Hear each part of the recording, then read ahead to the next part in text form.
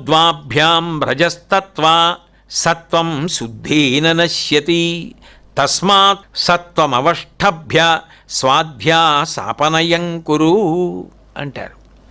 అబ్బాయి, 3 గుణములు ఉన్నాయి అని తెలుసుకున్నంత మాత్రం చేత నువ్వు ఆ గుణములను దాటడం కుదరదు.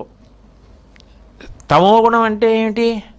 నిద్ర, అలసట, బడలిక, ఉత్సాహం లేకపోవడం, వాయిదా వేయడం, చేద్దాం లేదు అనడం, అది తమో గుణం. రజోగుణం అంటే ఏమిటి?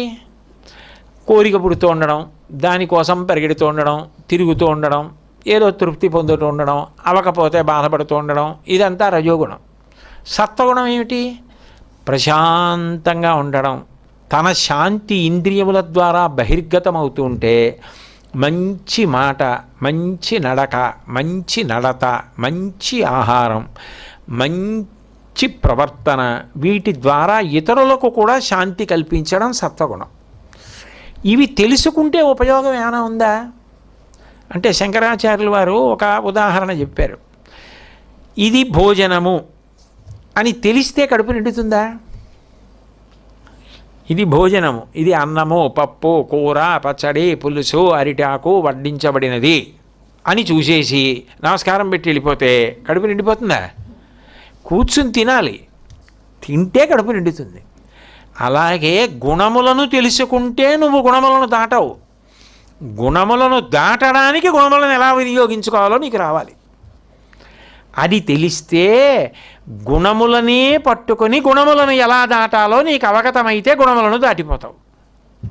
అక్కడ జీవితం తరిస్తుంది, అక్కడ జీవితానికి మార్గం దొరికి సుసంపన్నమవుతుంది అంటూ ఆయన దానికి సోపానక్రమం చెప్పారు. ముందు అన్నిటికన్నా ప్రమాదకరమైంది ఏమిటి? తమోగుణం. ఆ తమోగుణంలో ఏం చేస్తాడు? ఎక్కువ నిద్రపోవడం ఇష్టం. లేవడం ఎందుకంటే మళ్ళీ నిద్రపోవడానికి కడుపు నిండా తినేస్తే కన్ను పడిపోతుంది కాబట్టి. ఏదో ఒకటి తినేస్తే మళ్ళీ కాసేపు పడుకుంటాడు, మళ్ళీ లేస్తే మళ్ళీ ఏదో తాగడమో తినడమో ఏదో చేస్తుంటాడు. ఒకవేళ కూర్చున్నా ఎక్కువ అడుగులు వేయకుండా కూర్చుంటాడు, కూర్చుని బద్ధకంగా ఉంటాడు. ఏదైనా ఏమంటే ఆ పని ఉంది, ఈ పని ఉంది, ఇది అవ్వాలి, అది అవ్వాలి, చేద్దామేం పెద్ద విషయాలు ఏంటి, అయిపోతాయి లేదు అంటాడు. అలా కూర్చుంటాడు అంతే.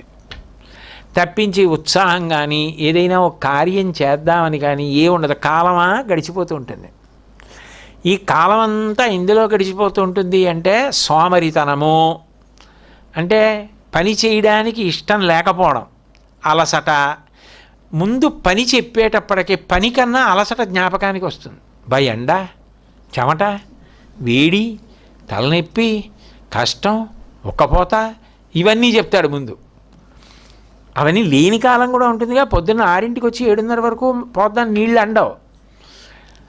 అంటే ముందు బాధ ఏదో చూసి దాని ద్వారా పని మానేద్దామని చూసి చెప్తాడు. కాబట్టి ఇదంతా తమోగుణం. రజోగుణం పరిగెత్తిస్తూ ఉంటుంది, ఏవో కోరిక పుడుతూ ఉంటుంది, వెడుతూ ఉంటాడు, ఏదో చేస్తూ ఉంటాడు, వస్తూ ఉంటాడు. కానీ సంగము చెందిపోతూ ఉంటాడు. అమ్మాయి అనే సుఖపడిపోయానంటాడు, అమ్మాయి అనే దుఃఖపడిపోయానంటాడు, కింద పడిపోతాడు, నించుంటాడు, మళ్ళీ ఆనందంతో గంతులేస్తాడు. ఒక్కొక్కసారి ఏ కారణం లేకపోయినా కారణాన్ని సృష్టించుకుని ఏడుస్తాడు. మరి ఏదో చెయ్యాలి కదా రజోగుణంలో. దానికి ఏం చేస్తాడంటే నన్ను అప్పుడు ఎవరో ఏదో అన్నారు అంటాడు. లేకపోతే చిన్నప్పుడు ఎప్పుడో కష్టపడ్డాడు, చాలా కష్టపడి పైకి వచ్చాడు, మంచిదే అది, కానీ అది తలుచుకుని ఇప్పుడు ఏడుస్తాడు. లేకపోతే ఎప్పుడో నేను ఉండను కదా అప్పుడు ఇవన్నీ వాళ్ళు అలా పంచుకుంటారని ఏడుస్తాడు. ఎందుకది? దేనికి అవన్నీ అసలు? ఇప్పుడు అది తలుచుకే ఆడవడం ఎందుకు? ఎప్పుడో జరిగేది తలుచుకే ఆడవడం ఎందుకు? ఇప్పుడు ఉన్నదానికి సంతోషంగా ఉండొచ్చు కదా అంటే ఉండలేడు. అది రజోగుణం.